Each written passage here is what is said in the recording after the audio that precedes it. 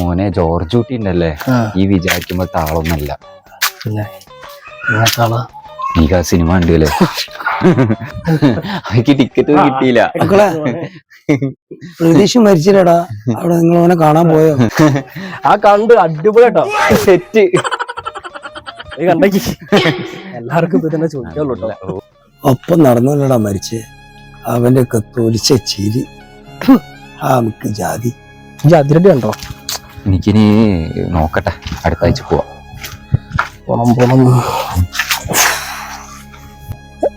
എടാ ബേസിലല്ലേ അതിന്റെ പ്രൊഡക്ഷൻ കൂത്തിക്കാൻ കൂടാതെ? എടാ എന്നോടാ ചോദിക്കുന്നു ബേസിലല്ലേന്ന്. അല്ല, നമ്മള് വരുമ്പോ ബാബുമായിട്ട് എന്താ ചോദിച്ചേ?